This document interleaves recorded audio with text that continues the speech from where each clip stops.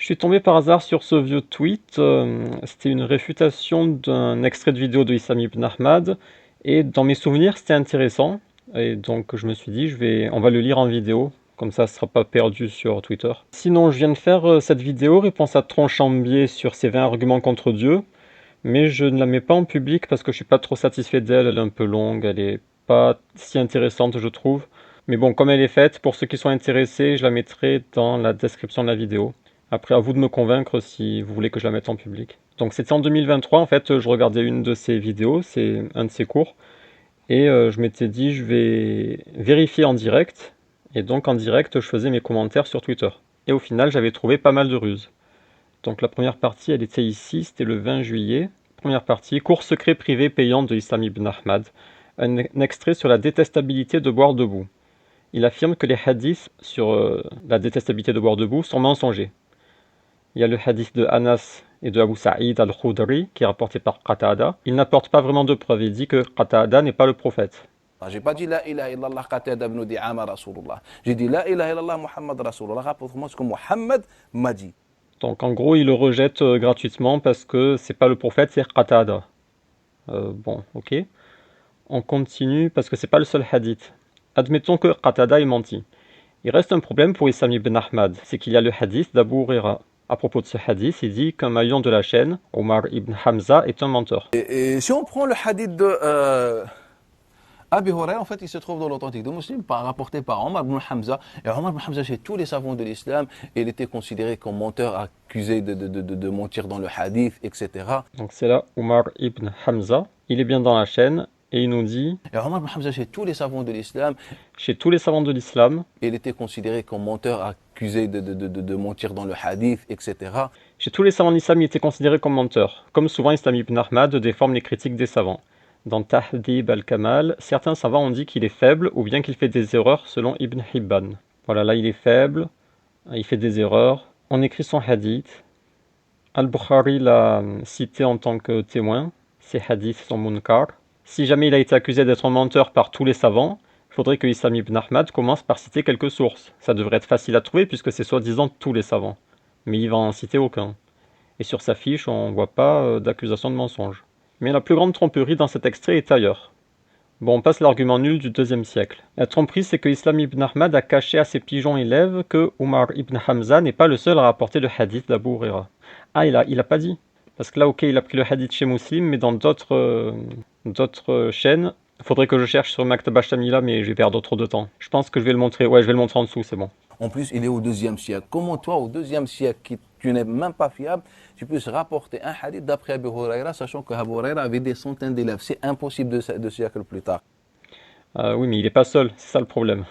Et c'est pas impossible de rapporter 2 siècles plus tard. 2 siècles plus tard, c'est juste 2, 3 intermédiaires. L'imam Zuhri, il est au deuxième siècle, il rapporte plein de hadiths tranquillement, il n'y a pas de problème. C'est pas parce que tu es au deuxième siècle que tu peux pas connaître les hadiths, ou que tu peux pas être le seul à rapporter un hadith. Il y a à la même époque Ma'mar, selon Abd al-Razzaq, qui a rapporté le hadith d'Abu Huraira. Et ce n'est pas une version cachée, on la trouve dans le Musannaf, dans le Musnad d'Ahmad, chez Tahawi, etc. On a Ma'mar, d'après Zuhri, d'après Abu Huraira. Et on est dans le Musannaf, d'Abd al-Razzaq. Une autre chaîne, Ma'mar, d'après Al-Amash, d'après Abi Salih, d'après Abu Huraira. Dans Musnad Ahmad, Ma'mar, d'après Zuhri, d'après un homme, d'après Abu Huraira. Et chez Tahawi, Ma'mar, d'après Al-Amash, d'après Abu Salih, d'après Abu Huraira. Donc ce n'est pas seulement Omar ibn Hamza, c'est également Ma'mar ibn Rashid. Et peut-être Hamad ibn Salama aussi. Alors j'ai mis peut-être parce qu'il y avait sans doute peu de chaînes. Là c'est chez l'imam Tahawi toujours. Hamad ibn Salama d'après Ayoub, d'après Ikrima, d'après Abu Huraira. Islam ibn Ahmad fait donc une fixette sur la narration d'Omar ibn Hamza en montant sur son statut, quand il a dit tous les savants ont dit c'est un menteur, tout en cachant la transmission de Ma'mar. Et il rejette Qatada gratuitement, sans aucune preuve. Pour en conclure que boire assis est une vision maudite. Voilà sa conclusion. Au final, on dit aujourd'hui aux musulmans, il ne faut pas boire debout, il faut boire assis. Et nous, en gala, on casse nos genoux, on se plie, se tord, pour boire debout, pour boire assis, en pensant qu'on est en train d'appliquer la sunna. En fait, on est en train d'appliquer une vision arabe maudite. Une vision arabe maudite. Voilà. Sa conclusion peut être séduisante, mais le problème, c'est les arguments. C'est quoi ces preuves? il dit ah ben Qatada il a menti. Ah oui, c'est quoi comment tu sais qu'il a menti? Et après il te dit Omar ibn Hamza, tous les savants ont dit c'est un menteur. C'est faux. Et il a caché la version de Ma'mar ibn Rashid et peut-être de Hamad ibn Salama. Donc ça c'était le 20 juillet et après il y a la suite ici. Fact-checking de la suite du cours payant de Islam ibn Ahmad. Ah oui c'est ça le pire, c'est qu'il te fait payer pour ces bêtises. On avait déjà vu quelques ruses, on va continuer l'analyse. Il n'y aura rien de fou, en fait si, il y aura des choses de fou mais j'avais pas encore vu à ce moment-là. C'est juste histoire de fact-checker. Ça va être un peu long car je vais faire certaines recherches. Et montage vidéo en même temps que je publie sur Twitter, donc le sujet va être le compagnon Salman ibn Amir ad-Dabbi. Il fait partie des compagnons peu connus. Les compagnons connus sont soit ceux qui ont eu un rôle important, soit ceux qui ont rapporté beaucoup de hadiths. Mais il faut savoir qu'il y a une grande disproportion dans le nombre de hadiths qu'ont rapporté les compagnons et qui ont survécu jusqu'aux compilations. Seulement 7 compagnons ont plus de 1000 hadiths, puis ça chute rapidement. Ça doit être le classement d'Ibn al-Jawzi. Abu Huraira il a 5000 hadiths, et vous voyez que là, le top 7 est au-dessus de 1000, mais après on passe direct à 300. Ça veut dire qu'il y a des gros rapporteurs de hadith, après il y a des moyens rapporteurs, et très rapidement on tombe sous les 100, et il y a des centaines de compagnons qui ont que quelques hadiths, ou un seul hadith parfois. Et donc Islam ibn Ahmad, il va jouer sur le fait que les gens ne sont pas forcément au courant de ça, et il va dire, regardez Salman ibn Amir, il a peut-être 2 ou 3 hadiths, je sais plus, et c'est bizarre alors, c'est peut-être un mensonge, c'est peut-être une invention. Je n'ai pas les chiffres sous les yeux, mais ça doit être genre 90% des compagnons qui rapportent moins de 5 hadiths. La grande majorité des compagnons, on ne sait presque rien d'eux, c'est normal. Et une encore plus grande majorité, on n'a même pas leur nom, ils n'ont rien rapporté. Oui, on n'a pas des traces sur tous les compagnons. Salman ibn Amir ad-Dabbi fait partie des compagnons qui ont très peu de hadiths. On ne sait donc pas grand-chose sur lui, à part qu'il a questionné le prophète à propos de son père qui est mort mécréant. Il semblait préoccupé par ça. L'imam al-Bukhari, par exemple, mentionne cette histoire dans Tarikh al-Kabir. Ok, j'ai fait la capture ici.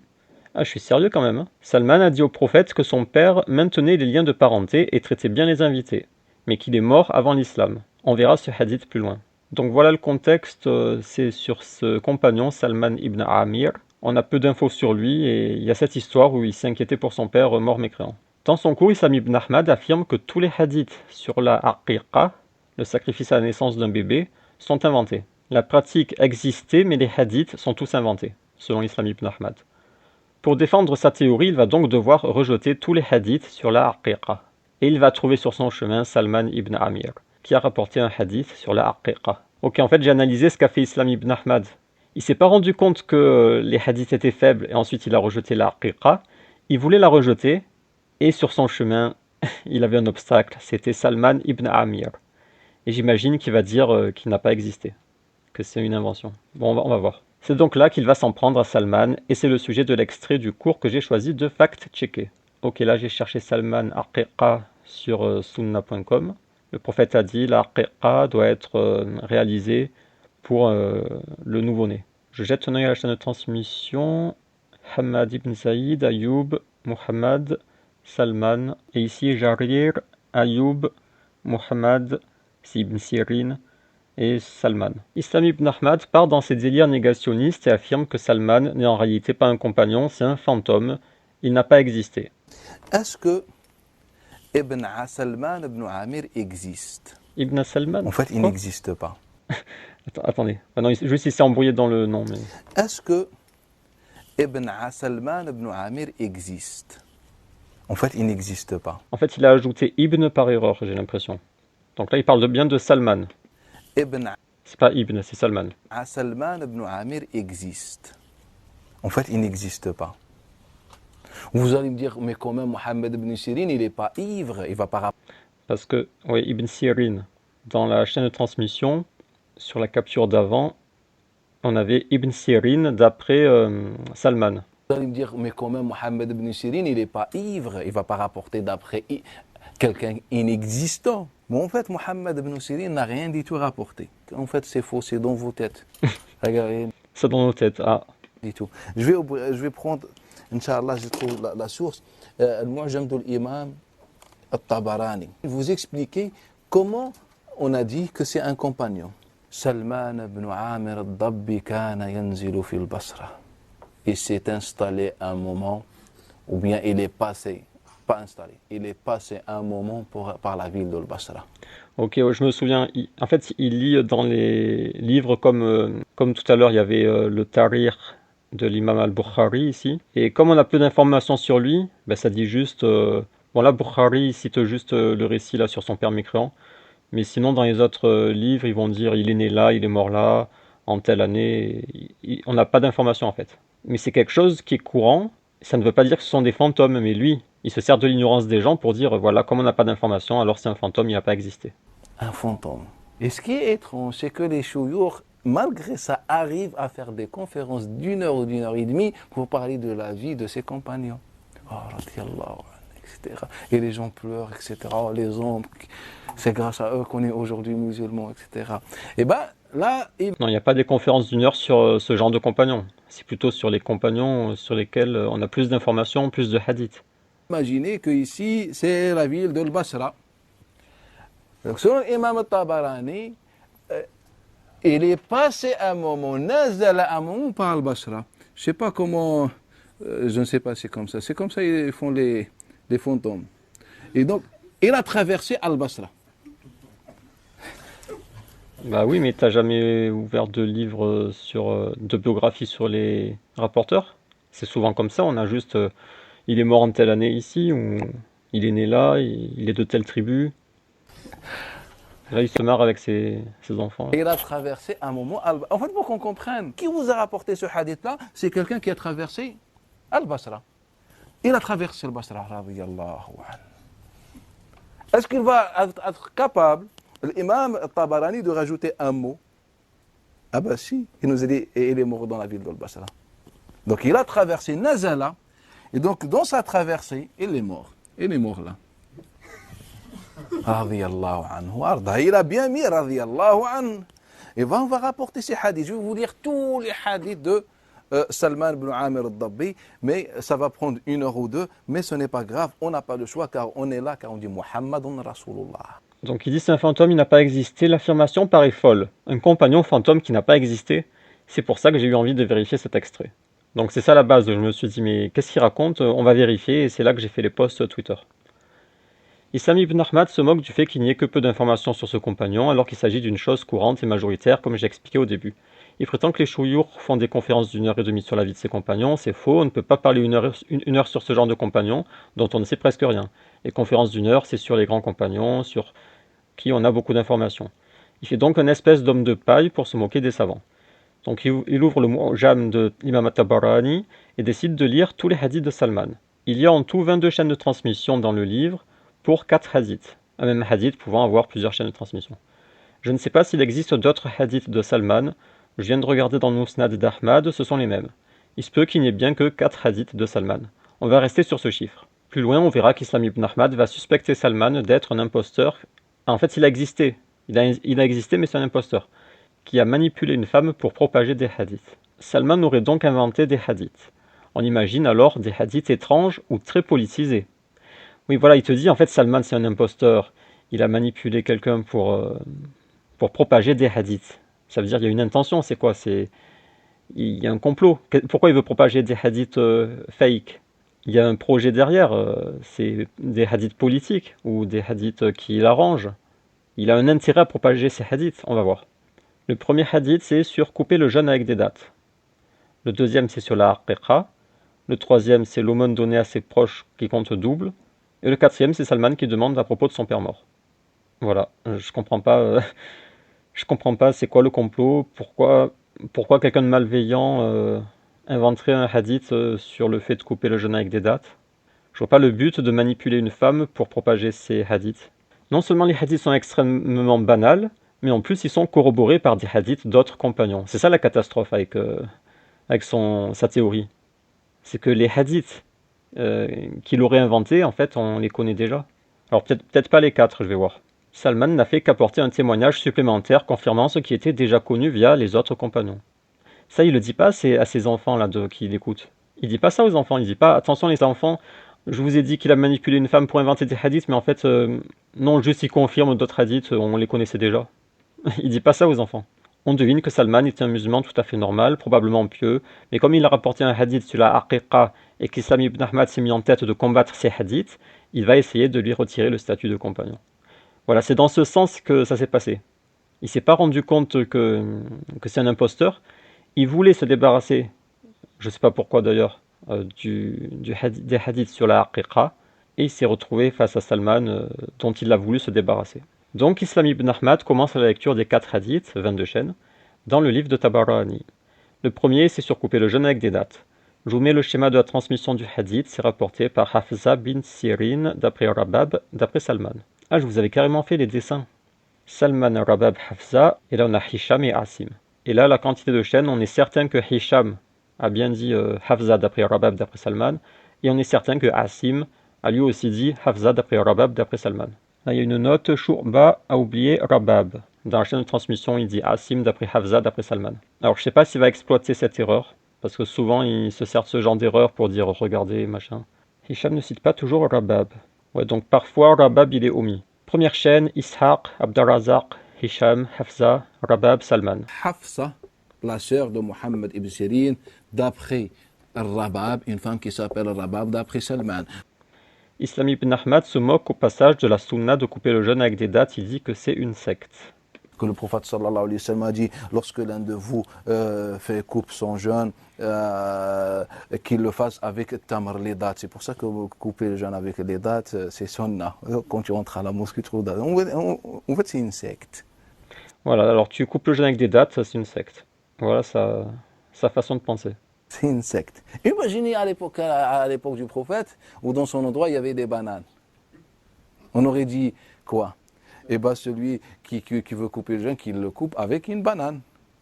Et après, on trouve les singes qui viennent à la mosquée manger avec nous les bananes. Et Bon, après, il est comique. Moi, j'aime bien je vous l'ai déjà dit, j'aime bien son caractère, sa personnalité, mais bon, il se moque de la religion, quoi. Mais sinon, il a beaucoup d'humour. Islam ibn Ahmad continue avec les chaînes 2 et 3. Dans la 3, il dit qu'il y a l'ajout d'après son oncle Salman. En fait, cet ajout est très problématique pour lui, car il veut faire passer Salman pour un imposteur. Donc Rabab ne peut pas dire que c'est son oncle. Ah oui, je m'en souviens en fait. En fait, dans une chaîne, il y a une précision supplémentaire. C'est Hafza, d'après Rabab, d'après son oncle Salman.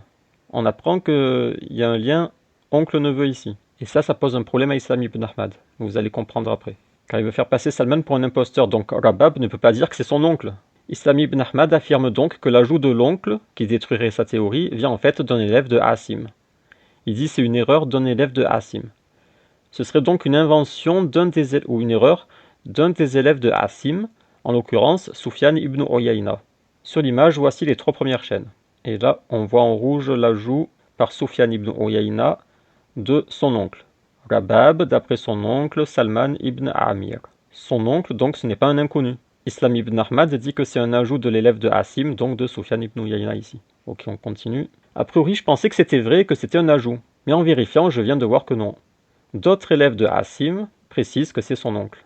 Sharik ibn Fudayl, il y en a beaucoup. Marwan ibn Muawiyya, Abdelaziz ibn al-Mukhtar, peut-être d'autres, je n'ai pas tout fouillé. Ah, il s'est complètement planté alors. Il dit c'est une erreur de Sufyan, mais en fait, il y a tout le monde qui... Regardez ici. Sharik an Asim, il n'y a pas Sufyan, et il précise son oncle. Ibn Fudayl, d'après Asim, son oncle. Ok, en fait, c'est peut-être même majoritaire. C'est un point que je n'avais pas relevé au départ, mais c'est important. Si on reprend mon schéma, ça veut dire que ce n'est pas un ajout de Sufyan, mais une information communiquée par Asim, et donc une perte d'information du côté de Hisham. Donc Asim, il a bien précisé que Salman est l'oncle de Rabab, et c'est Hisham qui ne le précise pas. Soit Hafza ne lui a pas précisé, soit il l'a tout simplement omis, c'est un détail. Comme j'ai indiqué sur mon schéma, Hisham ne mentionne pas toujours Rabab. Une fois sur 3 environ, il dit Hafza d'après Salman, et il omet Rabab. Sur les autres hadiths, pareil. Hisham n'a pas l'air très précis. Pour moi, c'est clair que c'est lui qui a perdu l'information de l'oncle. Bah, c'est évident, si tu as une info ici que tu n'as pas ici, c'est beaucoup plus probable que ce soit un oubli.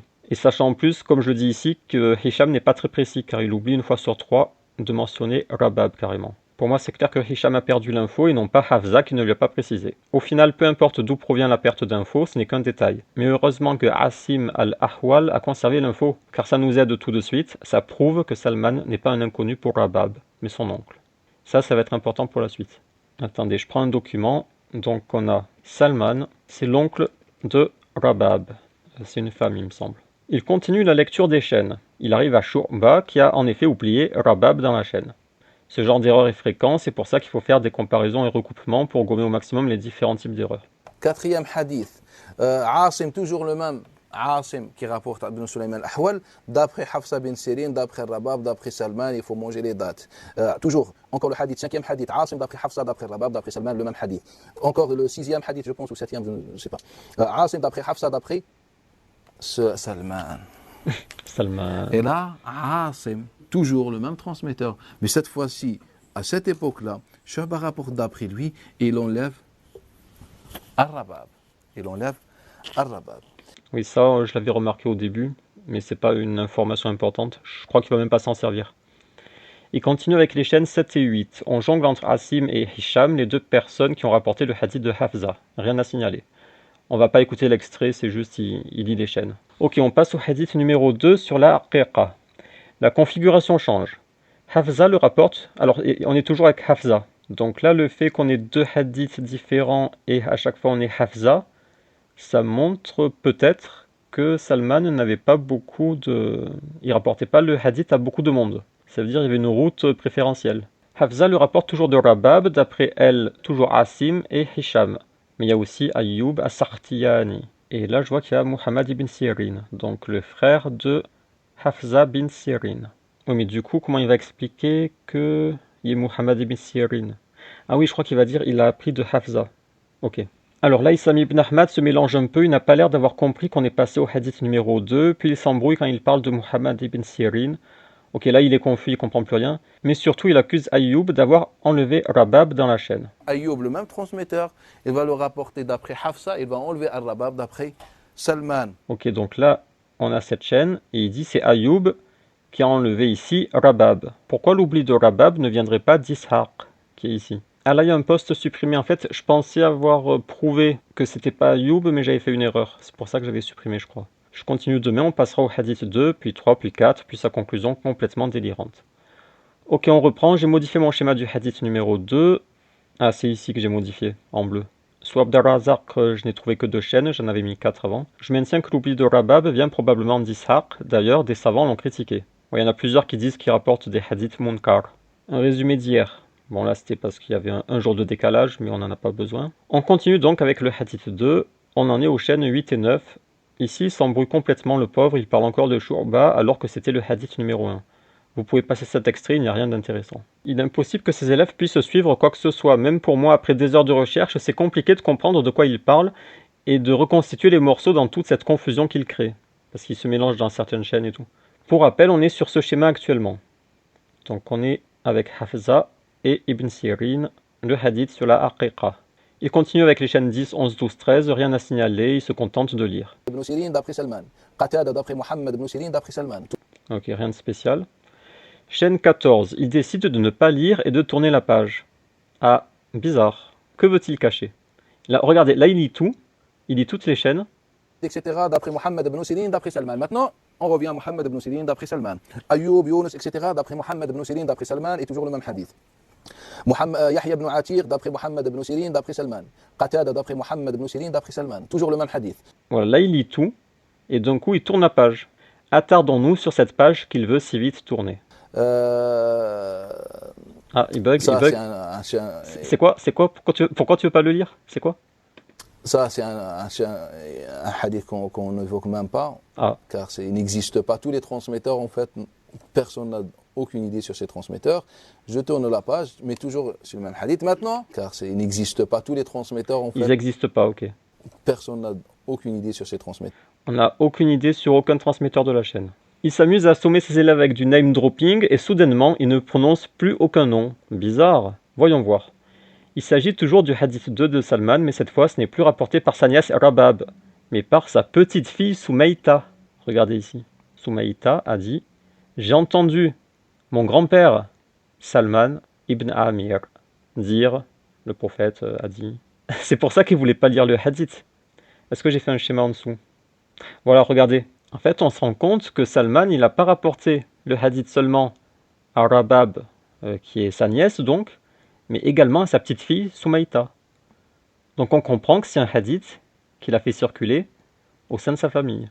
Mais ça contredit la théorie de Issam ibn Ahmad, comme quoi Salman serait un inconnu, qui serait venu manipuler des gens. C'est simplement un compagnon qui rapporte un hadith à sa famille, à sa nièce et à sa petite fille. Vous comprenez pourquoi il ne voulait pas citer cette chaîne? Que la chaîne soit solide ou non, on doit absolument la prendre en compte dans notre étude, car elle vient renforcer celle de Rabab avec une info capitale. La petite fille de Salman aurait rapporté le même hadith. D'ailleurs, je ne l'avais pas mise sur mon schéma car c'est une chaîne isolée, je ne dessine que lorsque les transmissions sont notoires. C'est juste là en rédigeant que j'ai regardé de plus près et que j'ai vu qu'elle était importante dans notre contexte. Je l'ajoute au schéma. Il semble que Salman soit loin d'être un imposteur cherchant à manipuler une inconnue, comme le prétendra plus loin Issam ibn Ahmad. Il est un compagnon tout à fait normal et des jeunes femmes de sa famille ont rapporté quelques hadiths de lui. Ces liens familiaux sont importants car ça casse la théorie de l'inconnu venu manipuler Rabab. On a deux membres de sa famille qui donc le connaissent et qui ont rapporté le hadith de lui, sa nièce et sa petite-fille. La nièce Rabab a transmis 3 hadiths à la célèbre ascète Hafza bint Sirin. Et la petite-fille Soumaïta a transmis, elle, un de ces 3 hadiths à son neveu Abu Nu'ama, j'ai ajouté en bleu. Ah oui, la chaîne avec Soumaïta qu'on a vue, en fait, c'est Abu Nu'ama qui dit « Ma tante m'a narré ». Ma tante Soumaïta m'a narré. Donc c'est un hadith familial. Il y a plusieurs remarques à faire sur cette transmission féminine des hadiths de Salman.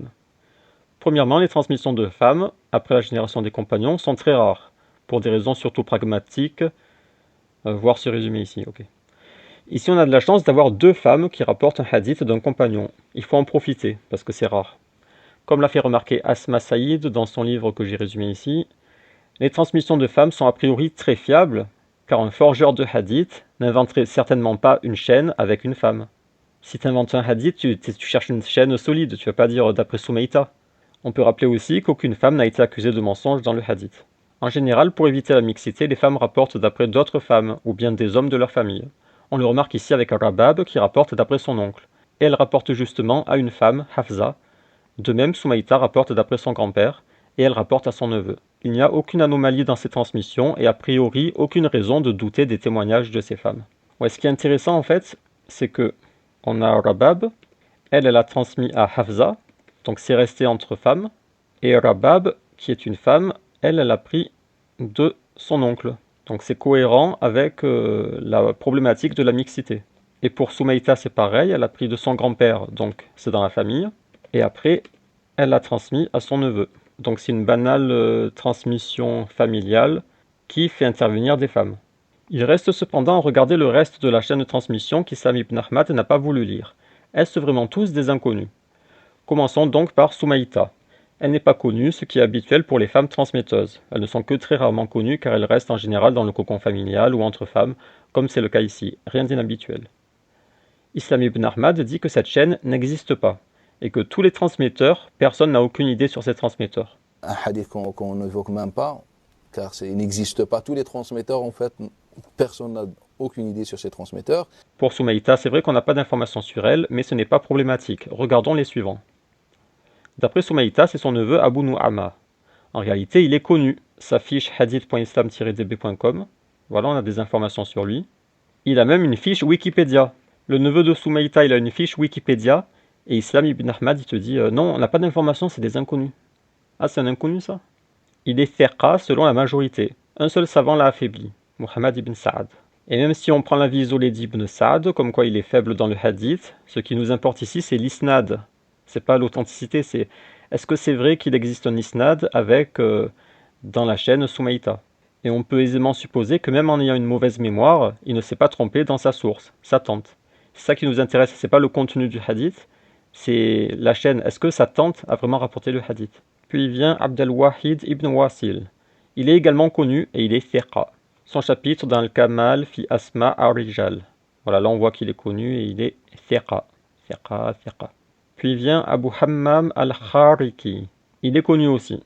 L'imam al-Zahabi écrit sur lui. Puis vient Al-Jarraj ibn Makhlad. Là c'est toujours la même chaîne. Il est connu aussi. C'était un shaykh de l'imam at-Tirmidhi. Puis vient... En fait, ils sont tous connus. Ils te disent c'est tous des inconnus, mais en fait, on les connaît tous. Puis vient Habban ibn Hilal. Il est connu aussi. Il a une fiche Wikipédia. Voici sa fiche. Il apparaît une vingtaine de fois dans chacun des 2 authentiques. Enfin vient Ahmad ibn Zuhair. Surprise, il est connu. Et il a sa fiche Wikipédia. Oh là là, la honte pour Islam ibn Ahmad. Al-Zahabi a écrit 2 pages sur lui et il lui a carrément donné le titre de Cheikh al-Islam. Comment Islam ibn Ahmad peut-il dire que tous ces transmetteurs, on n'a aucune info sur eux, alors qu'on les connaît tous, ils sont thiqa, Et la moitié d'entre eux ont carrément une fiche Wikipédia. Il y a même un Cheikh al-Islam. Il n'existe pas tous les transmetteurs, en fait, personne n'a aucune idée sur ces transmetteurs. C'est catastrophique. Mais c'est catastrophique. Et les élèves en face, mais ils sont à sa merci. Ils n'ont pas le recul nécessaire, ils vont pas les vérifier, parce que c'est le prof. Depuis quand on va vérifier le prof? Le prof, c'est lui qui doit t'apprendre, c'est pas à toi de vérifier le prof. Et ces élèves, ils sont foutus. C'était donc un mensonge pour pouvoir se débarrasser de cette chaîne qui lui pose problème, car cette chaîne confirme que Rabab n'a pas été manipulé par un inconnu, comme il va le dire plus tard, mais qu'elle a bien reçu le hadith de son oncle Salman, tout comme la petite fille Soumaïta l'a reçu. Je ne prétends pas que cette chaîne seule est très solide, je ne l'avais pas mis sur mon schéma au départ, mais elle n'est surtout pas à ignorer dans la mesure où elle vient renforcer la branche de Rabab, et c'est capital dans notre étude de Salman a-t-il existé. Vous avez donc compris qu'au fur et à mesure, Islam ibn Ahmad cache des informations et joue avec la réalité pour faire coïncider les textes à ses théories fumeuses. Ce n'est pas de la science, c'est du pur charlatanisme. Puis on passe au troisième hadith sur l'aumône à la famille. La configuration est similaire. On a d'un côté Hafza d'après Rabab et de l'autre son frère Muhammad. Ok, c'est intéressant, à chaque fois c'est la même configuration. Et là on a Ibn Aoun, avec le célèbre Abdullah ibn Aoun en plus parmi les élèves de Hafza. Chaîne 15 sur 24. D'après Salman, que le prophète sallallahu alayhi wa sallam, as-sadaqa ala al-qaraba sadaqatun wa sila, que l'aumône pour les proches est à la fois une aumône et une sila, silat al-rahim, c'est-à-dire une bienfaisance envers la famille ou dans ce sens-là. Je précise les images là, c'est moi qui les ajoute. Dans ses cours, il donne pas les sources comme ça. Il pourrait le faire, ou ses élèves pourraient le faire, mais ils s'en foutent. Chaîne 16-17, rien à signaler. Chaîne 18, la kunya de Rabab est mentionnée. Islam ibn Ahmad prétend que c'est une invention de Abu Nu'ama. Toujours Ash'ad d'après Ibn Sirin, d'après Salman. Maintenant, Hafsa, toujours le même hadith. Hafsa bin Sirin, d'après Salman, que le prophète sallallahu alayhi wa sallam a dit le même hadith. Abu Nu'ama, d'après Hafsa, d'après Ra'ih bint Soleil. Là, il y a la kunya. Ra'ih bint Soleil, mais c'est qui l'a appelé Ra'ih bint Soleil? C'est une révélation. Comment? Hafsa ne l'a jamais. T'as pas besoin de révélation pour connaître une kunya. Les gens, ils se connaissent, hein, ils connaissent entre eux leur kunya. Pourquoi une révélation? Révélation, comment? Hafsa n'a jamais dit Ra'ih bint Soleil. Pour quelle raison? Car beaucoup il rapporte d'après Hafsa, personne n'était capable de dire ça. Il dit beaucoup rapportent de Hafsa et personne n'a mentionné la kunya. Ça veut dire, il sous-entend donc que c'est une invention de lui. Parce qu'il dit beaucoup rapportent de Hafsa, personne dit ça, à part lui, Abu Nu'ama, son neveu. Bah, peut-être que son neveu il connaît la kunya et pas les autres. N'a jamais dit Ra'ih bint Soleil. Pour quelle raison? Car beaucoup il rapporte d'après Hafsa, personne n'était capable de dire ça. Il vient Abu Nu'am al-Adawi. Oui, c'est son neveu. Il nous dit d'après Hafsa, d'après Ra'ih bint Soleil, d'après Salman. Sa preuve, c'est que beaucoup rapportent de Hafsa et personne d'autre n'a mentionné la kunya. Mais si Islam ibn Ahmad avait lu la chaîne qui n'a pas voulu lire, il aurait appris, comme on l'a vu, que Abu Nu'ama fait partie de la famille de Salman. Parce qu'Abu Nu'ama, ici, il dit « Ma tante Soumaïta m'a narré, j'ai entendu mon grand-père Salman ». On apprend qu'Abu Nu'ama est le neveu de la petite-fille de Salman. Est-ce aussi étrange qu'un membre de la famille cite la kunya et que les autres non? Est-ce que ça veut dire qu'il l'a inventé? Ou bien tout simplement, étant membre de la famille, c'est sa façon de nommer son arrière-grande-tante? Sauf que la situation est encore plus catastrophique pour Islam ibn Ahmad. Ah, je m'y attendais. Abu Nu'ama n'est pas le seul à mentionner la kunya. Catastrophique. Ce type, il est catastrophique. Asim ne semble pas la mentionner. Hisham, difficile à dire. Mais on est certain que Abdullah ibn Aoun a cité la kunya. Donc Hisham, difficile à dire parce que sans doute parmi ses élèves, il y en a quelques-uns qui la citent, d'autres non. En rouge, il ne la mentionne pas. Et en vert, il mentionne la kunya. Donc il y a Ibn Aoun, et ici il y a Qatada aussi, et Abu Nu'ama. Exemple de chaîne avec Abdullah ibn Aoun, vous pouvez voir que la kunya est citée. On va vérifier tout de suite si on a Ibn Aoun, d'après Hafza, et d'après, là il y a la kunya. Et ici, Ibn Aoun, d'après Hafza, et là il y a la kunya. Les sources sont nombreuses. En fait, on a la certitude que Asim a mentionné la kunya. Non, je me suis trompé, là c'était Ibn Aoun. On a la certitude que Ibn Aoun a mentionné la kunya. En gros, ce que fait Islam ibn Ahmad depuis le début, c'est que toute information supplémentaire apportée par les transmetteurs, tout ce qui est liens familiaux, kunya, il les balaie avec des mensonges. Et ensuite, il vient geindre. Mais regardez, on n'a pas d'informations sur eux. En fait, il gomme tout, et après il dit ah, mais on n'a pas d'infos, mais c'est des inconnus. Bah oui, espèce d'âne, on n'a plus d'informations si tu décides arbitrairement que chaque information apportée est une invention. On a donc deux personnes qui mentionnent la kunya. Je ne compte pas Qatada car chaîne trop isolée. Et deux personnes qui ne mentionnent pas la kunya. Deux contre deux. Deux personnes ont comploté pour inventer une kunya, ou bien deux ne l'ont tout simplement pas mentionné. D'après Ra'ih bint Soleil, qu'il a appelé Ra'ih bint Soleil, c'est une révélation. Comment Hafsa n'a jamais dit Ra'ih bint Soleil. Car beaucoup ils rapportent d'après Hafsa, personne n'était capable de dire ça. Personne n'était capable de dire ça. Personne n'était capable de dire ça. Il vient Abu Nu'am al-Adawi, il nous dit d'après Hafsa, d'après Ra'ih bint Soleil. C'est catastrophique. Hein. Islam ibn Ahmad dit beaucoup rapportent d'après Hafsa, personne, à part Abu Nu'ama, n'était capable de dire ça. En fait, il fait passer du 2 contre 2, ou 3 contre 2 si on compte Qatada, pour du 1 contre beaucoup. Son mensonge est ici grossier. Je remets l'extrait. Beaucoup ils rapportent d'après Hafsa, personne n'était capable de dire ça. Personne n'était capable de dire ça. Personne n'était capable. Il continue avec les chaînes 19 et 20. Chaîne 20, c'est la chaîne isolée avec Qatada.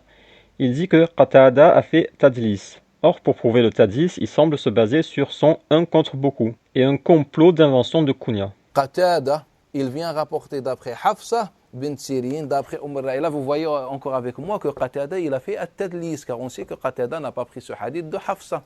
En fait, il l'a pris de Abu Nu'am al-Adawi, et il a enlevé ce transmetteur, et il a dit directement, d'après Hafsa, c'est un des exemples de Tadlis de Qatada. Alors pour l'histoire de Tadlis, on va passer parce que je ne sais pas exactement sur quoi il se base. Là, je pensais qu'il se basait sur le 1 contre beaucoup, mais je ne suis pas certain. Là. Parce qu'il est difficile à déchiffrer, il faut comprendre ce qu'il veut dire, quelles sont ses preuves et tout. C'est difficile, je ne suis pas sûr de moi là. Donc sa nouvelle théorie du Tadlis de Qatada tombe à l'eau, sur ça je ne suis pas certain. Et encore une fois, il accuse sans preuve. On n'a qu'une chaîne avec Qatada, donc il y a 4 autres suspects. Ah oui, il dit Qatada, il a fait Tadlis, parce qu'il a omis quelqu'un. Sauf qu'il y en a d'autres personnes, et d'ailleurs celui-là il est faible. Pourquoi ce serait pas lui? Et je viens de voir que la personne avant Qatada est da'if. Pire, il est dit qu'il rapporte d'après Qatada des hadiths que personne d'autre ne rapporte d'après lui. Comme c'est en effet le cas ici. Qatada est innocent de cette transmission, mais il est accusé de Tadlis par Islam ibn Ahmad. Au final, on a bien du 2 contre 2. Abu Nu'ama, l'arrière-petit-neveu de Salman, et Abdullah ibn Aoun, les deux citent la kunya contre Hisham et Asim, qui a priori ne la citent pas. La conclusion logique, c'est que la kunya n'est pas une invention. Puis Islam ibn Ahmad lit les chaînes 21, 22 et 23. Rien à signaler, on continuera plus tard avec la dernière chaîne, celle du hadith numéro 4. Là, je reviens sur le post que j'avais supprimé où j'avais fait une erreur. Ah, on est 4 jours plus tard là. Ok, je vais essayer de terminer le fact-checking de sa théorie négationniste sur le compagnon Salman ibn Amir. On récapitule, on a 4 hadiths de Salman. Hadith 1, couper le jeûne avec des dates. On a une information importante transmise par Asim. Salman est l'oncle de Rabab. Islam ibn Ahmad fait croire que l'information de l'oncle est un ajout d'un élève de Asim, pour le rejeter, alors qu'en fait la majorité de ses élèves mentionnent l'oncle. Ce n'est pas un ajout, c'est une information authentique qui a été perdue par quelques élèves seulement. C'est la première manipulation importante. Retenez bien, on sait que Salman est l'oncle de Rabab. Islam ibn Ahmad prétend que c'est un ajout d'un élève de Asim au début du IIIe siècle, c'est faux. Il suffit d'ouvrir les livres pour le remarquer très rapidement. Hadith numéro 2 sur la Aqiqa, Islam ibn Ahmad fait une grossière erreur de débutant en accusant un transmetteur innocent, mais ce n'est pas important pour notre sujet, on passe. Il y a ensuite une chaîne qu'il ne veut bizarrement pas lire. On l'a lu et on a découvert que Soumaïta, la petite fille de Salman, a aussi rapporté le hadith. En gros, Salman est en train de transmettre quelques hadiths à sa famille, et Islam ibn Ahmad essaie de le camoufler, pour le faire passer plus tard pour un inconnu mal intentionné. Il avait rejeté le lien oncle-nièce en faisant croire que l'oncle était un ajout. Et là, pour rejeter le lien grand-père-petite-fille, il ne lit pas la chaîne sous prétexte que c'est tous des inconnus. On a vu qu'ils sont tous connus. La moitié ont carrément une fiche Wikipédia. Car il n'existe pas tous les transmetteurs, en fait, personne n'a aucune idée sur ces transmetteurs. Hadith numéro 3, sur l'aumône aux proches, on apprend via l'arrière-petit-neveu de Salman la kunya de sa nièce Rabab. Islam ibn Ahmad prétend qu'il est seul à mentionner la kunya, c'est faux. Abdullah ibn Aoun la mentionne aussi, et c'est notoire d'après lui. Tout le château de cartes truqué d'Islam ibn Ahmad s'écroule au fur et à mesure qu'on avance et qu'on vérifie ses propos. Puis on a vu qu'il accuse encore à tort un innocent, Qatada. On reprend. On passe au dernier hadith, le hadith 4, le père de Salman mort mécréant. Salman dit au prophète que son père liait les liens de parenté et s'occupait des pauvres. Mais comme il est mort mécréant, le prophète lui dit que ça ne lui bénéficiera pas. C'est rapporté par Abu Asim, d'après Abu Nu'ama, on l'a vu c'est l'arrière-petit-neveu, D'après Abdelaziz ibn Bishr, a priori ce serait le petit-fils de Salman. Donc on est encore dans une transmission familiale. Remarque, erreur chez Tabarani, le nom Abdelaziz est inversé. Donc voici le hadith 4, Abu Asim, d'après Abu Nu'ama, d'après Abdelaziz, d'après Salman. Islam ibn Ahmad dit que ce sont tous des inconnus, encore à part Abu Asim. Ça, c'est un autre hadith. D'après Bishr ibn Abdelaziz, d'après Salman ibn Amir al-Dabbi. Ah, il a répété l'erreur. C'est pour ça que j'ai mentionné l'erreur de Tabarani. Parce qu'il dit Bishr ibn Abdelaziz, mais c'est le contraire. D'après Bishr ibn Abdelaziz, d'après Salman ibn Amir al-Dabbi, j'ai dû voir Nabi sallallahu alayhi wa sallam, voilà, ils l'ont dans les hadiths. Donc si vous voulez qu'on fasse les calculs, et cette chaîne de transmission, tous c'est des inconnus. Dans cette chaîne de transmission, à l'exception de Abu Asim. Il est vrai que Abdelaziz ibn Bashir, et non pas Bishr, je me suis trompé, est un inconnu. Sur l'image, Ali ibn al-Madini le dit. Ali ibn al-Madini, majhoul. Mais Abu Nu'ama n'est pas un inconnu, on l'avait vu ici. Ce ne sont pas tous des inconnus dans la chaîne, il y a un inconnu seulement. Sauf qu'on ne cherche pas à authentifier le hadith pour en extraire des jugements ou quoi. Ce qui nous intéresse, c'est uniquement l'identité de Salman. Donc même si Abdelaziz est considéré majhoul, il nous intéresse quand même car il a rapporté de Salman. Un hadith vrai ou faux ou mal mémorisé, peu importe ici. Et a priori, ce serait son petit-fils. C'est dit dans une source. Ce n'est pas certain, mais c'est probable car on a déjà vu que Salman rapportait à sa famille. Donc après avoir vu les 4 hadiths, on comprend que Salman n'était pas actif dans la transmission des hadiths. C'est pour ça qu'il n'est pas connu. Il était sans doute un homme discret, mais il a transmis quelques hadiths au sein de sa famille. Et quelques-uns nous sont parvenus. Par le biais de sa nièce Rabab, de sa petite-fille Soumaïta, et de son, a priori, petit-fils Abdelaziz. Et l'arrière-petit-neveu a aussi participé. Attendez, je vais faire un schéma pour que ce soit plus clair, j'en ai pour un moment. Ok, donc voilà les traces de transmission familiale de Salman qu'on a. Ok, donc là on a Salman, sa nièce Rabab, son petit-fils Abdelaziz, sa petite-fille Soumaïta. Ici on a Hafza qui est célèbre, et Abu Nu'ama, l'arrière-petit-neveu de Salman. Rabab, Abdelaziz et Soumaïta, on n'a pas vraiment d'infos sur eux, c'était apparemment une famille discrète, mais Hafza, qui n'est pas de la famille, semblait connaître Rabab, et elle a propagé ses hadiths. C'est grâce à Hafza qu'on a des traces de ces hadiths de Rabab. Sans Hafza, sans doute, cette transmission aurait disparu. On remarque que l'arrière-petit-fils rapporte aussi de Hafza, ici, Abu Nu'ama d'après Hafza. Il se peut que Hafza fût proche de la famille et pas seulement de Rabab. Ah oui, parce que là, Hafza, elle connaît Rabab et aussi Abu Nu'ama. En tout cas, sans Hafza, on n'aurait quasiment pas eu de traces de tout ça, on n'aurait quasiment que le hadith 4. J'ignore volontairement les transmissions de Muhammad ibn Sirin, on y réfléchira après. Islam ibn Ahmad dit, ce n'est pas des centaines de hadiths. Et là, on a fini les hadiths. Ce n'est pas les centaines de hadiths. Et donc, c'est normal puisqu'il a ciblé un compagnon avec peu de hadiths. Il s'attendait à quoi? Il semble découvrir que des compagnons n'ont que quelques hadiths. Mais c'est connu, c'est la majorité des cas. Ça ne veut pas dire que seuls Abu Huraira, Ibn Abbas, etc. ont existé. Quand un transmetteur a beaucoup de hadiths, il n'est pas content, il dit que c'est parce que le régime le mettait en avant, l'histoire retient que les vainqueurs, etc. Et quand on a la chance d'avoir un compagnon peu connu qui rapporte quelques hadiths apolitiques, mais intéressants, il accuse de ne pas avoir existé ou d'être un imposteur. Voilà, en fait, si t'es célèbre, il dit c'est parce que le régime t'a mis en avant, et si t'es inconnu, il dit bah t'as pas existé, il n'y a pas assez de preuves. En fait, il n'est pas dans la critique de la science islamique ou dans l'apport d'une nouvelle méthodologie comme il le prétend parfois, il est dans la démolition pure et simple, par tous les moyens possibles. Il ne veut tout simplement pas de hadith, c'est tout, faut pas chercher plus loin. Ensuite, il cite 5 livres, il va dire qu'on n'a presque pas d'informations sur Salman, mais ça on le savait déjà, c'est le point de départ. Donc quand vous prenez, et je vous invite, Inch'Allah, quand vous rentrez, de prendre l'Isaba d'Ibn Hajar al-Asqalani, l'Isti'ab de l'imam Ibn Abd al-Barr, Ma'rifat al-Sahaba d'Abi Nu'aym, Ma'rifat al-Sahaba d'Ibn Mindah, Usd al-Ghaba d'Ibn al-Athir, et tous les recueils qui ont répertorié les noms des compagnons, et étudié la vie de Salman ibn Amir al-Dabbi radiyallahu anhu. J'ai consulté les 5 livres, aucun ne dit radiyallahu anhu. Et bah ils vont vous dire radiyallahu anhu. Non, ils le disent pas. Il est passé par Al-Basra. Il fait une fixette sur radiyallahu anhu. Je saute un passage où il dit que la pratique de le dire sur les compagnons est une invention politique, mais il est dans un pur délire. Les auteurs des 5 livres cités ne le disent pas. J'ai pas vu de radiyallahu anhu, donc se moquer de cette formule ici est ridicule. C'est vrai qu'on n'a pas beaucoup d'informations sur lui, on a tout de même sa généalogie. Et on a une information intéressante dans le livre d'Ibn Abd al-Barr. Il vivait à Basra et il avait une maison près de la mosquée. Donc cette information est importante parce que ça éloigne encore la théorie de l'inconnu.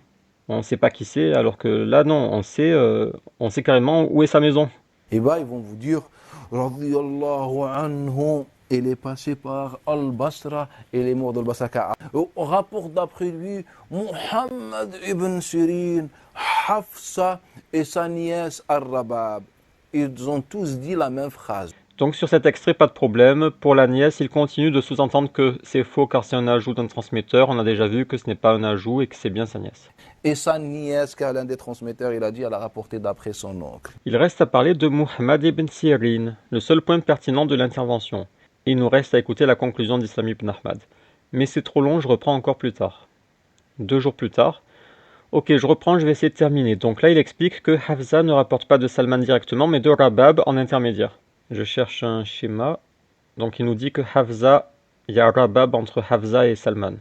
Ça, on le sait, c'est juste que parfois, Hisham, il ne mentionne pas Rabab. Mais là, on voit clairement qu'en fait, là, on diverge. Hafsa, directement de Salman ou bien de Rabab. Et quand on voit la majorité, tous nous disent Ar-Rabab. Oui, ça c'est vrai.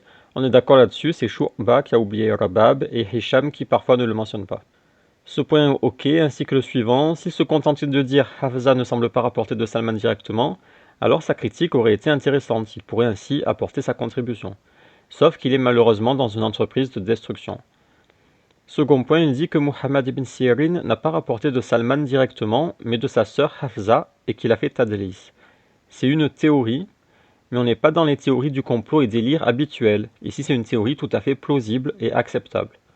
Donc là, il sort une théorie, j'ai pas de problème avec ça parce que c'est plausible. On n'est pas dans les délires paranoïaques. La problématique, c'est ça. On a 2 hadiths rapportés par Hafsa qui sont en même temps rapportés par son frère.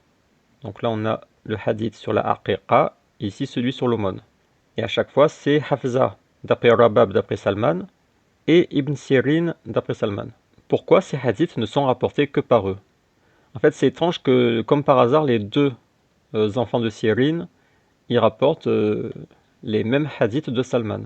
Théorie possible, les 2 étaient proches de Salman. Mais Hafsa, pour éviter la mixité, est passée par la nièce. Ah oui, c'est pas bête. Parce que là, regardez, Hafsa d'après la nièce et d'après Salman, Ibn Sirin d'après Salman. Peut-être que les deux étaient proches de Salman, et Hafsa, elle a pris le hadith par le biais de sa nièce, par rapport à la mixité peut-être.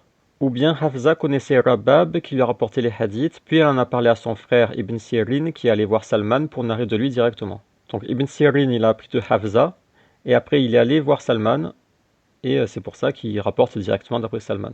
Ou bien, théorie de Islam ibn Ahmad, et je penche aussi pour ça, Salman était déjà mort, Hafsa les a narrés à son frère qui a fait Tadlis.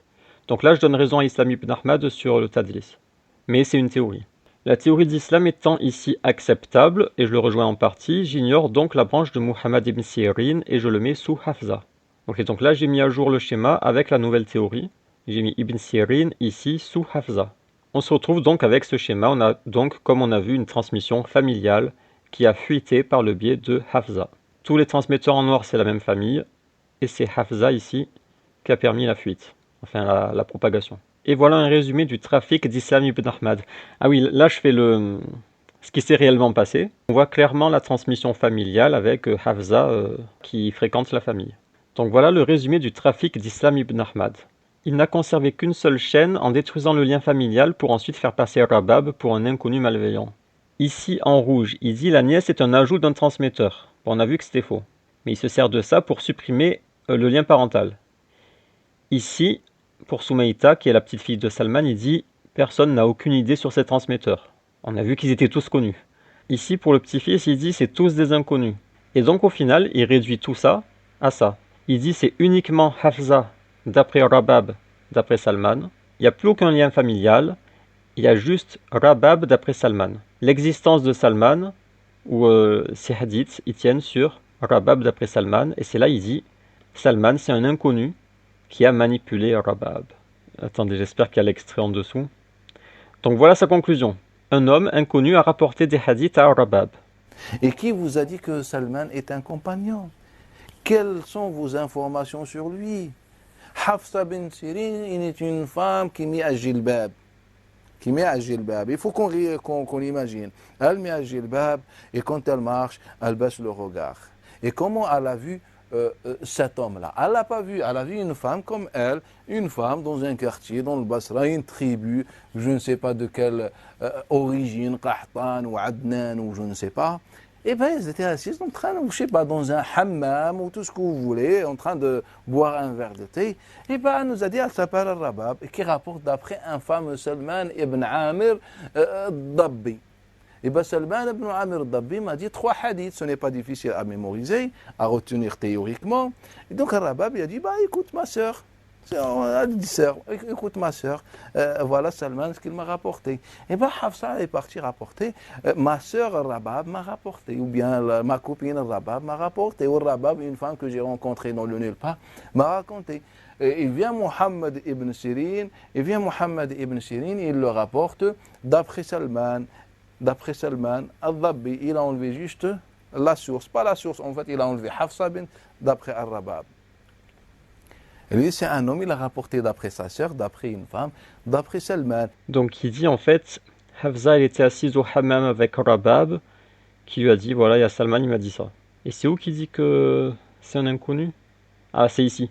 Et comme c'est une femme et qu'elle est par nature idiote, car les femmes sont idiotes, selon Islam ibn Ahmad, il le dit pas comme ça, mais on le comprend, elle s'est fait endoctriner en 2 secondes par le méchant Salman, qui n'est pas un compagnon mais un vil forgeur de hadith. Et la deuxième chose, pourquoi seul Ibn Sirin qui a rencontré Salman? C'est impossible. Pourquoi c'est impossible? C'est possible. C'est possible qu'on ait la trace que d'un seul transmetteur d'après quelqu'un. Pourquoi c'est impossible? C'est impossible. On comprend si c'est une femme dont le nulle part. La femme, on comprend, c'est quoi les femmes? Tu penses quoi des femmes? On comprend si c'est une femme dont le nulle part prétend quelque chose. Ah, les femmes, ça prétend quelque chose.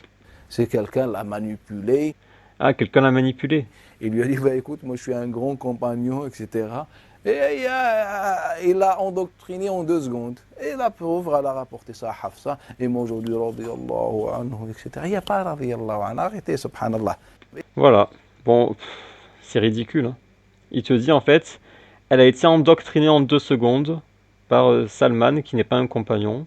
Et après, elle a répété à Hafsa au hammam. Et voilà, il y a d'après lui, il y a 2 femmes idiotes là qui se sont fait manipuler par Salman et qui ont rapporté 3 hadiths anodins en fait, sur les dates, sur l'aumône. C'est quoi l'intérêt de ce complot? Mais sa théorie ne tient pas debout car comme on l'a vu, Salman par rapport à Rabab, c'est pas un inconnu qui est venu l'endoctriner en 2 secondes en disant je suis un compagnon, c'est son oncle. Et quand on regarde de près toutes les transmissions, on comprend ce qui s'est passé, c'est une transmission familiale avec un compagnon discret qui a seulement transmis à sa famille quelques hadiths, peut-être plus, mais en tout cas quelques hadiths dont on a des traces. Mais quand une femme apprend un hadith, souvent il disparaît, on n'a pas de traces. Mais là, grâce à Hafsa, qu'il a pris auprès de Rabab, on a des traces de cette transmission. C'est là qu'on retrouve Islam ibn Ahmad dans ses habituels délires paranoïaques, médisants, et par-dessus le marché, il fait de la misogynie gratuite. Donc en résumé, Salman ibn Amir n'a pas existé, et Rabab étant une fille, elle s'est fait manipuler par un imposteur. Est-ce que Salman ibn Amir... Ah, c'est un résumé. Est-ce que Salman ibn Amir existe? En fait, il n'existe pas. On comprend si c'est une femme dont le nulle part prétend quelque chose. C'est quelqu'un l'a manipulé, il lui a dit, bah, écoute, moi je suis un grand compagnon, etc.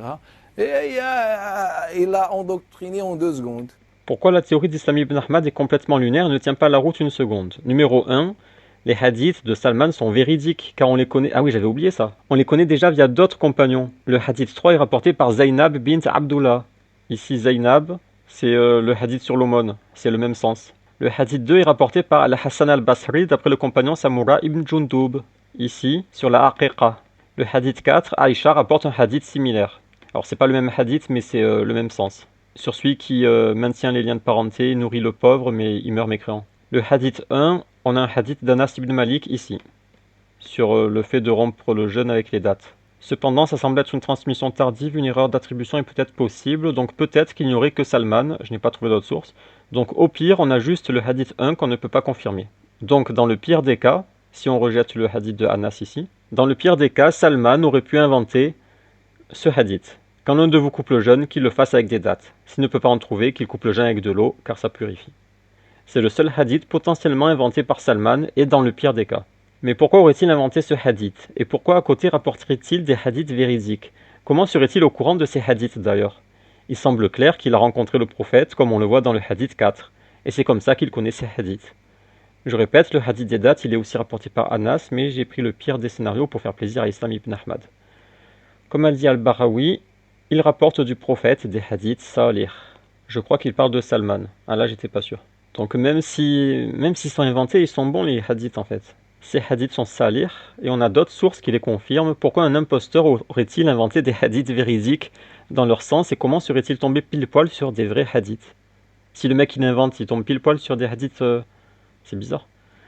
Numéro 2, la théorie d'Islam ne tient aussi pas la route car Salman n'est pas un inconnu pour Rabab, c'est son oncle. Islam ibn Ahmad a commis une erreur en rejetant cette information.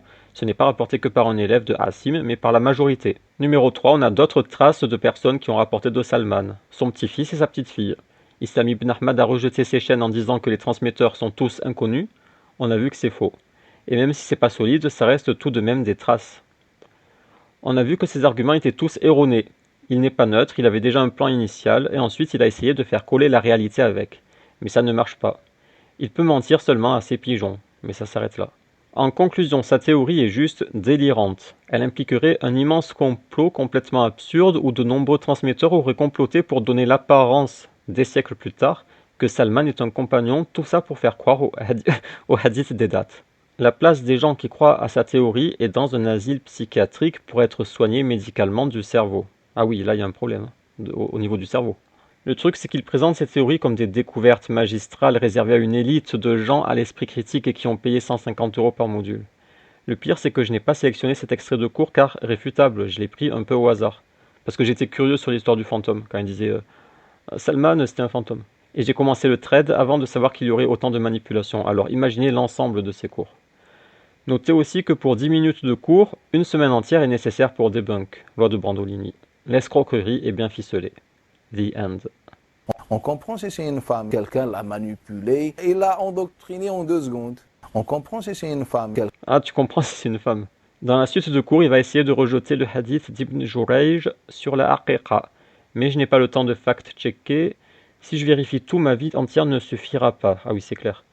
Si quelqu'un veut un fact-checking détaillé de ce passage ou un autre, envoyez 100 €. Ah oui, ça c'est ouais, ça c'est la suite. J'aurais bien aimé vérifier, mais j'ai pas le temps en fait. C'est pour ça que je demande si vous voulez, il faut me payer parce que sinon j'ai pas le temps. En fait, qu'est-ce qui s'est passé? Regardez, qu'est-ce qui s'est passé? En fait, Hajjaj.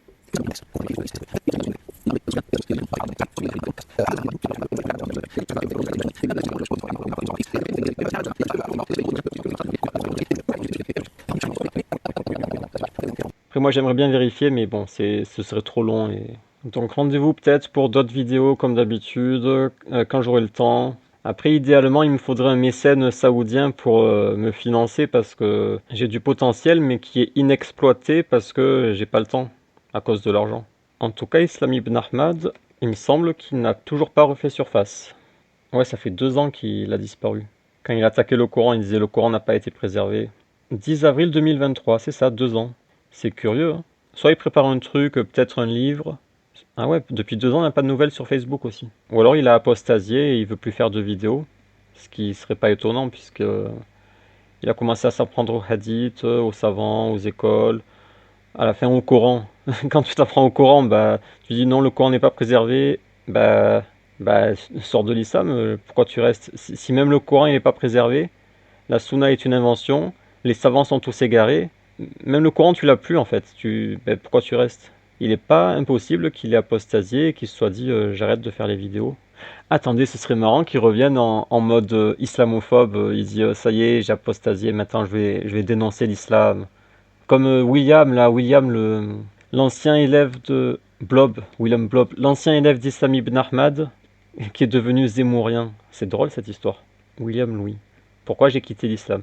Alors c'était un élève d'Islam ibn Ahmad, après il est devenu coraniste, et après, bon, il assumait pas son apostasie, et finalement il a assumé, et il est devenu islamophobe. Mais en fait c'est bizarre parce qu'il avait bien étudié la religion, il avait appris l'arabe et tout. Il était plutôt passionné. Et au final, il a quitté l'islam, peut-être à cause d'Islam ibn Ahmad, hein, parce qu'Islam ibn Ahmad, il perturbe, il te dit non, les hadiths, c'est des inventions, les savants, ils sont tous égarés. Bref, à la fin, il est devenu islamophobe, et pire que ça, c'est là que c'est comique, il est devenu zémourien. Zemmour, William Blob, je sais pas s'il y avait une photo, ah oui, il y a une photo, voilà. Il est devenu zémourien. Il nous a saoulés pendant 1 an à faire la propagande, là, La campagne pour Zemmour, il disait il faut voter Zemmour pour chasser les musulmans, l'islam c'est dangereux. Peine d'apostasie en islam. Ce que nous critiquons du sunnisme, le prophète valide le meurtre d'un blasphémateur. Ah, c'est sale quand même ce qu'il fait. Hein. Pendant des années, il prie, il est dans une religion, il fait les prières et tout. Et après, quand il sort, au lieu de se faire petit, ben, il se venge, je sais pas. Le voile et le caca. L'islam insulte le prophète. Daesh égale islam sunnite. Ah, comme Ayman Ther. En fait, ils se ressemblent tout ce groupe-là. William, Ayman Ther aussi, c'était un suiveur aveugle d'Islam ibn Ahmad. Et pareil, il disait Daesh, parce que Islam ibn Ahmad, c'est lui qui est à l'origine de ça. Il a dit l'islam, c'est Daesh. Et après, Ayman Ther, il a répété ça. Il a dit regardez, l'islam, c'est Daesh, à la peine de l'apostasie, etc. Et Blob, il a fait pareil. Et les deux, ils sont apostats. William, de façon assumée. Ayman, il n'a pas encore assumé. L'esclave en islam peut être seins nus. Ouais, c'est devenu un vulgaire islamophobe. Le mariage du prophète avec Aïcha. C'est dommage parce qu'il avait beaucoup de connaissances, William. Mais maintenant, il les met au service de l'agenda islamophobe. Et c'est un toutou de Zemmour, mais c'est ridicule à quel point il est devenu le toutou de Zemmour. Quand on voit ses posts Twitter, c'est complètement ridicule. William Blob, William Zemmour, Islam. Ah voilà, il est là. Le drapeau français.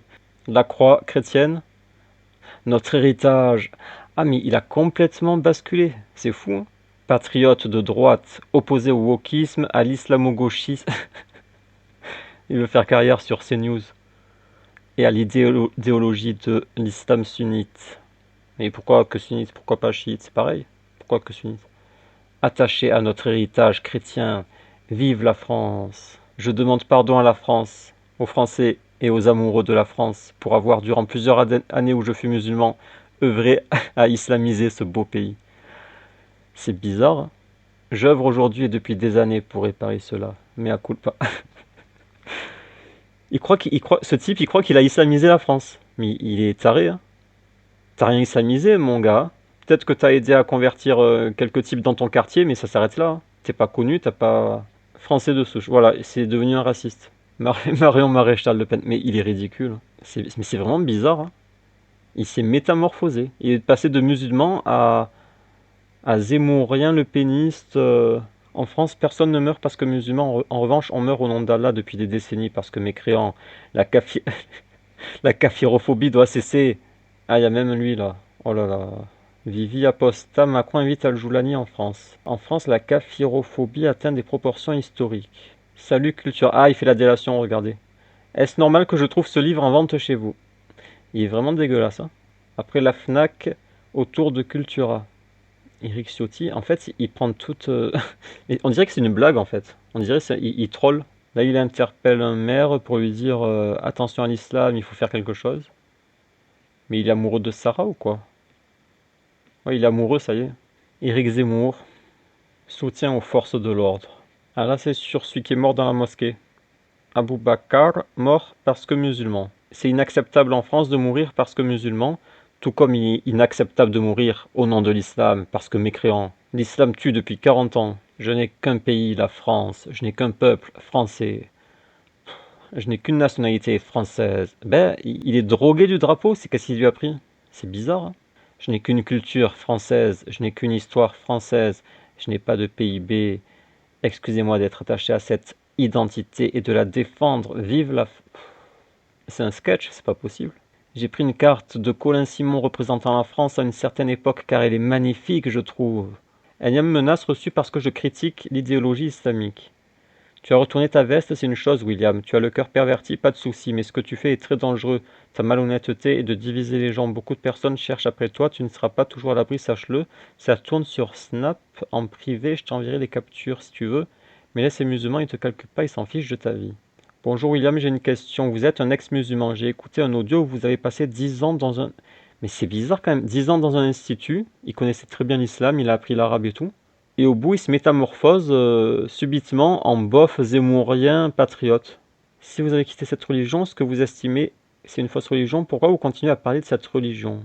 Bah, il veut se venger, je sais pas. Non seulement ils se mettent à tous copier Zemmour, et je préfère donc l'original à la copie, Mais en plus, ils ignorent toujours ce que véhicule l'islam. Le voile un outil politique. Ah, regardez ce qu'il met Mahomet. Oh là là. Il a vraiment le seum, hein. Mais il a dû se passer un truc, hein. Pour qu'il ait autant de seum et qu'ils veulent autant se venger, il a dû se passer un truc, une déception amoureuse ou je sais pas. Soutien Zemmour Eric. Bah voilà, un ex-suiveur de Islam ibn Ahmad. Ayman Thier, il a pas encore assumé, il gratte encore des sous, j'imagine. Et Islam ibn Ahmad, on sait pas ce qu'il prépare.